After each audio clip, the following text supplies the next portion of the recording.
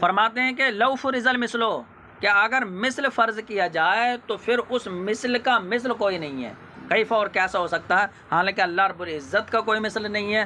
ٹھیک ہے. وقد علمت بالادلۃ الشرعیہ والعقلیہ استحالۃ قیام الحوادث بذات اللہ الازلیۃ الابدیہ. فرماتے ہیں اور آپ نے یقین سے جان لیا ہے ادلہ شرعیہ و عقلیہ سے کہ حوادث کا قیام اللہ کی ذات ازلی ابدی کے ساتھ محال ہے. تو اللہ کا کلام قدیم ہوا، اور وقدا صفت خلقی، اور یوں ہی اللہ کی صفت تخلیق بھی جو ہے وہ قدیم ہوئی. واما متعلقاتہما، رہے ان دونوں کے متعلقات کلام اور خلق کے متعلقات، صفت تخلیق کے متعلقات، تو وہ حادث ہیں اس وقت میں کہ جس میں اللہ رب العزت کے ارادے کا تعلق ان کے وقوع سے ہوا. اور ایک نسخے میں ہے وقد کان لہ متکلما، کہ اللہ رب العزت وہ متکلم ہے. تو یہ ایک نسخے میں یہ متاخر ہے وقد کان اللہ تعالی خالقاً سے. تو وقد کان اللہ تعالی خالقاً، جو یہ جملہ ہم تشبیہ کے طور پر لائے تھے، یہ جملہ حالیہ تھا نا، اس حال میں کہ اللہ رب العزت جو ہے وہ خالق ہے. یعنی تو ہمیں کلام کو سمجھانا تھا کہ جیسا اللہ رب العزت ازل سے متکلم ہے، ایسے اللہ رب العزت ازل سے خالق ہے. تو اس جملے کو اگر پہلے کر دو تب بھی جو ہے یہ رہے گا جملہ معترضہ. اصل تو یہ ہے وقد کان لہ متکلما. ٹھیک ہے. فرماتے ہیں کہ ایک نسخے میں وقد کان اللہ متکلما، یہ بعد میں ہے وقد کان اللہ تعالی خالقا. فرماتے ہیں وعلی کل تقدیر، اور جو بھی تقدیر ہو چاہے پہلے ہو یا بعد میں، ہر تقدیر پر فالجملۃ المتعلقہ بالخلق، خلق سے متعلق جو جملہ ہے اعتراضیۃ، وہ جملہ معترضہ ہوگا. للاشعار بان خلق موسیٰ حادث فی اثناء خلق الانام، اور وہ یہ بتانے کے لیے ہے جملہ کہ حضرت موسیٰ علیہ السلام کا خلق وہ تمام مخلوق یعنی تمام لوگوں کی تخلیق کے درمیان میں حادث ہے. تو جیسے تمام لوگوں کی تخلیق ہوئی تو اس میں اللہ حضرت موسیٰ علیہ السلام کی تخلیق بھی حادث ہے. فکیف مقامہ فی مرام الکلام، تو اب حضرت موسیٰ علیہ السلام کا مقام وہ مقصد کلام میں کیسا ہوگا کہ جب وہ خود حادث ہیں تو پھر اللہ رب العزت نے ان سے کلام کیا، تو اس اعتبار سے بھی جو ہے وہ حادث ہوں گے. ایسا تھوڑی ہے کہ یعنی وہ ازلی بن گئے. تو اب جب ان کی تخلیق وہ حادث ہے تو پھر ان کا مقام کلام کے مقصد میں کیا ہوگا؟ تو کلام کے معاملے میں بھی ان کا مقام یہ ہوگا کہ وہ حادث ہیں، کہ جب اللہ رب العزت نے کلام فرمایا کہ اللہ رب العزت تو ازل سے متکلم ہے، لیکن جس وقت میں ان سے کلام فرمایا وہ حادث ہے. فلما کلم اللہ کما فی نسخۃ موسیٰ، تو اللہ رب العزت نے کلام کیا جیسے کہ ایک نسخے میں جو ہے وہ اس میں جلالت ظاہر ہے. فلما کلم اللہ، تو اللہ رب العزت نے موسیٰ علیہ السلام سے کلام کیا. یہاں مطلب کیا ہے؟ والمعنی مطلب یہ کہ ارادہ تکلیمہ ایاہ، کہ اللہ رب العزت نے حضرت موسیٰ علیہ السلام سے تکلم کرنے کا ارادہ فرمایا. کلمہ بکلامہ الذی ہوا لہ صفۃ، تو اللہ رب العزت نے اسی کلام سے تکلم فرمایا کہ جو اس کی صفت قدیمہ ہے. وفی نسختن، اور ایک نسخے میں ہوا صفت اللہ، کہ اس کلام سے تکلم فرمایا کہ جو اس کی صفت ہے. ٹھیک ہے. اور ایک نسخے میں ہوا من صفاتی، جو کلام کی اس کی صفات میں سے ہے. فرماتے ہیں فی الازل، کہ جو اس کی صفت ازلی کیا ہے، یعنی انہ کلمہ بمضمون کلامہ القدیم الازلی الاقدس کما نقش الکلمات الدالۃ علیہ فی اللوح المحفوظ الانفس. فرماتے ہیں کہ یعنی مطلب یہ ہے کہ اللہ رب العزت نے حضرت موسیٰ علیہ السلام سے کلام فرمایا. ٹھیک ہے. تو حضرت موسیٰ علیہ السلام سے کلام فرمایا اپنے کلام قدیم کے مضمون کے ساتھ، یعنی کلام قدیم سے ہی جو ہے فرمایا تھا کہ جو کلام قدیم ازلی ہے اور اس کی قدسی صفت ہے. جیسے کہ اللہ رب العزت نے کلمات کے جو اس کے کلام نفسی پر دلالت کرتے ہیں، ان کلمات کو نقش فرما دیا لوح محفوظ میں، کہ جو یعنی لوح محفوظ نفیس ہے.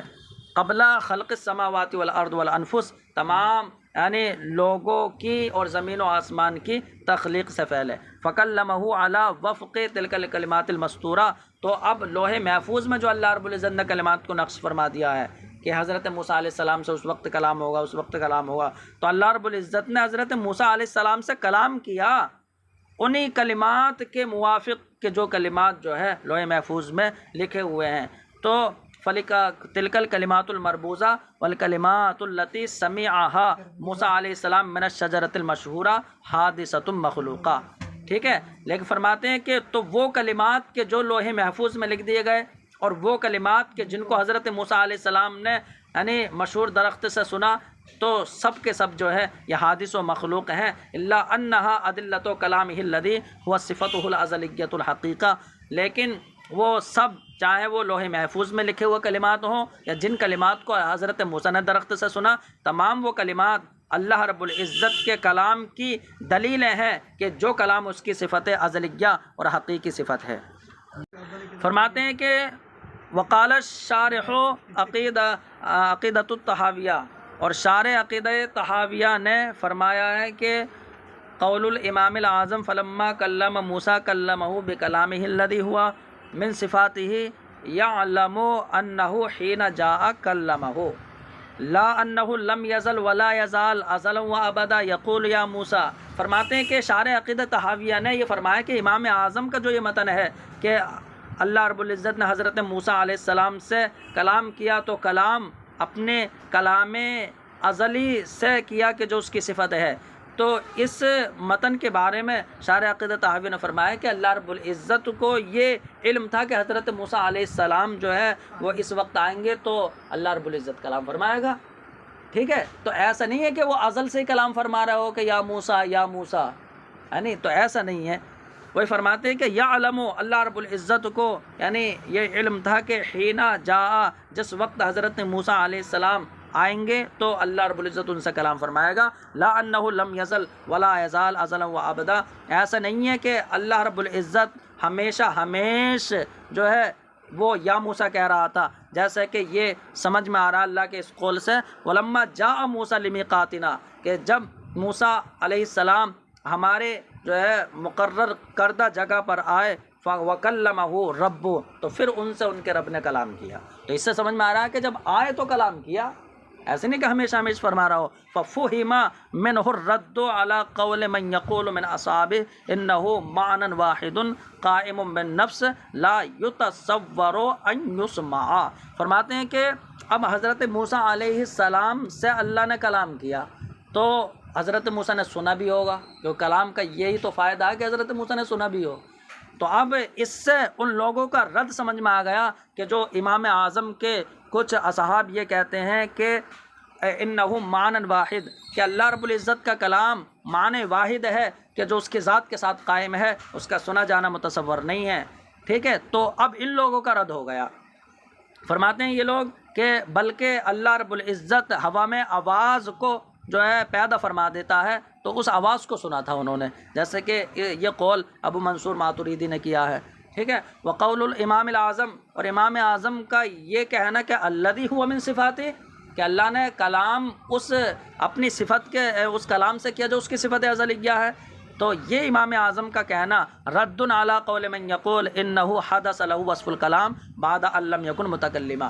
تو یہ ان لوگوں کا رد ہے جو یہ کہتے ہیں کہ اللہ رب العزت کے لیے صفت کلام کا وجود بعد میں ہوا کہ وہ پہلے متکلم نہیں تھا. وبالجملۃ حاصل کلام یہ ہے کہ فکل ما یحتج به المعتزلہ مما يدل علی کلام متعلق بمشیئتہ وقدرتہ وانہ متکلم اذا شاء وانہ یتکلم شیئا بعد شیء فهو حق یجب قبولہ. فرماتے ہیں کہ یعنی خلاصہ یہ نکلا کہ معتزلہ وہ اللہ کے کلام کی نفی کرتے ہیں، تمام صفات کی نفی کرتے ہیں، لیکن وہ دلائل جو دیتے ہیں تو وہ دلیلیں ایسے دیتے ہیں کہ جو اللہ رب العزت کے اس کلام پر دلالت کرتی ہے کہ جو اس کے مشیت و قدرت سے متعلق ہو.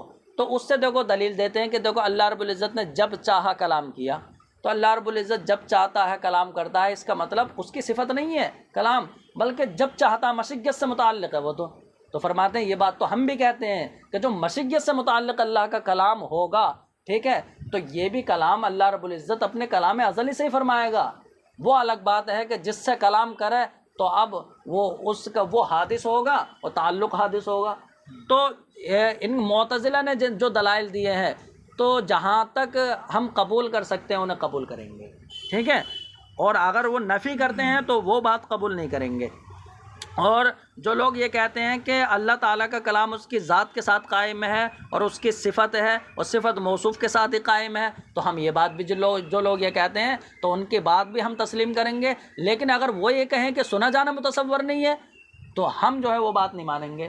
تو ان معتزلہ کے اور وہ لوگ جو یہ کہتے ہیں کہ سنا جانا متصور نہیں ہے، ان دونوں کے قول میں ہم جو ہے وہ بات لیں گے کہ جو حق ہے، ٹھیک ہے۔ فرماتے ہیں کہ وبالجملۃ خلاصہ یہ ہے کہ کل ما یحتج بہ المعتزلہ، کہ جن دلائل سے معتزلہ استدلال کرتے ہیں وہ ایسے ہیں کہ جو اللہ کے اس کلام پر دلالت کرتے ہیں جو اس کی مشیت و قدرت سے متعلق ہے، کہ اللہ رب العزت یعنی وانہ متکلم، کہ اللہ رب العزت متکلم ہوتا ہے جب چاہے، تو جب چاہتا ہے تکلم فرماتا ہے، وانہ یتکلم شیئا بعد شیء، اور اللہ رب العزت ایک چیز کے بعد ایک چیز کا تکلم فرماتا ہے، تو یہ ایسی بات ہے یعنی حق یجب قبولہ، یہ ایسی حق بات ہے کہ اس کا قبول کرنا واجب ہے، کہ ہم بھی کہتے ہیں کہ اللہ جب چاہے تکلم فرماتا ہے، لیکن اس کی صفت ازلیہ کی نفی لازم نہیں آتی اس سے، تو صفت کی نفی نہیں کر سکتے تم۔ وما یقول بہ من یقول، اور جس بات کو وہ حضرات کہتے ہیں یعنی کہ جو یہ کہتے ہیں کہ اللہ رب العزت کا کلام اس کی ذات کے ساتھ قائم ہے،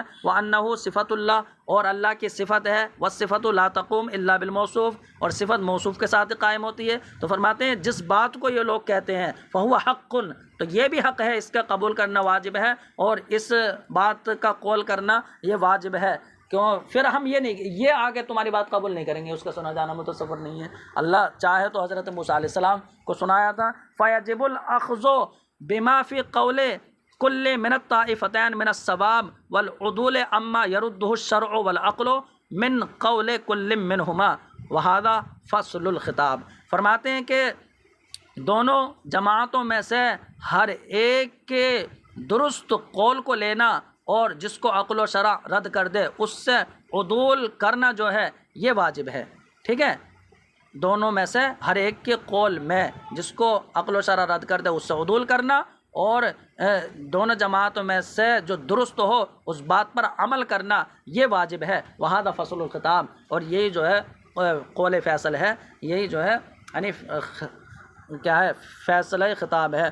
وقد قال صلی اللہ علیہ وسلم اعوذ بکلمات اللہ وہو علیہ السلام لم یتعوذ بمخلوق بل ہوا کقولہ اعوذ برضاک وقولہ اعوذ بعزت اللہ وقدرتہ۔ اب فرماتے ہیں کہ دیکھو جو اللہ رب العزت نے حضرت موسیٰ علیہ السلام سے کلام کیا تو وہ اللہ کا کلام ہی ہے، اور یوں ہی جو مصاحف میں لکھا ہوا ہے یہ بھی اللہ کا کلام کہا جائے گا، اللہ کے کلام کی نفی نہیں ہوگی بالکل یہ اس سے، تبھی تو محدث کے لیے چھونا حرام ہے، تبھی تو اس کے لیے یہ عزت ہے، تو یہ اللہ کا کلام ہے۔ تو کیونکہ حضور علیہ السلام نے کبھی کسی مخلوق سے پناہ نہیں مانگی، اور اللہ رب یعنی نبی نے یہ پناہ مانگی کہ میں اللہ تیرے کلمات سے پناہ مانگتا ہوں، یعنی اس قرآن کے الفاظ سے، تو اس کا مطلب یہ ہے کہ اللہ کا کلام تھا، تبھی تو جو حضور نے پناہ مانگی، مخلوق نہیں کہہ سکتے انہیں، ٹھیک ہے۔